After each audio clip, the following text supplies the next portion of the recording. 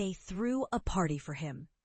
Not just any party, lavish, glittering, the kind that screams, "Look at us," to everyone who ever cared. My best friend, the one I trusted more than anyone, orchestrated it. And the guest of honor? My ex. The man who shattered me into pieces just months before. The man who left my world upside down. I wasn't invited.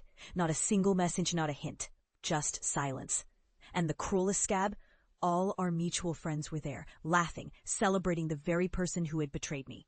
It was like watching my heart bleed in front of a crowd that cheered for my pain. They said I'd never recover, that I was a disgrace to my family, to our community. "You'll fail," they whispered. "You'll never be whole again." For days, I drowned in the wreckage of that betrayal. The humiliation was suffocating.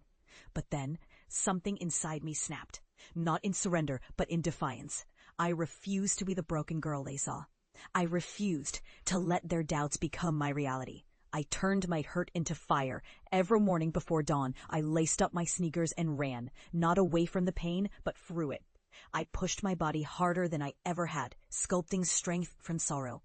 The gym became my sanctuary, the weights my therapy. Sweat washed away the bitterness, and with every drop, I reclaimed a piece of myself. Months turned into years. The mirror reflected more than just a transformed body. It showed a woman unrecognizable to a girl who once felt worthless.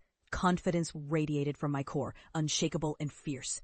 I channeled my journey into a wellness blog, sharing raw truths and hard-earned lessons.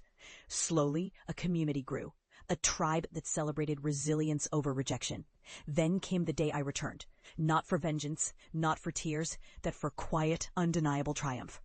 At the mutual friends gathering, I walked in. Strong, poised, glowing with success.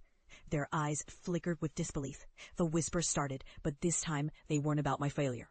I didn't need to confront them with anger. My presence was my answer. The woman they doubted was standing before them, unstoppable, unapologetic, thriving without their validation. My ex avoided my gaze. My former best friend's smile faltered. I realized then that the greatest revenge wasn't in tearing them down, but in rising beyond their reach. I had become proof that pain could be transformed into power, that betrayal could birth brilliance. And in that moment, I was free.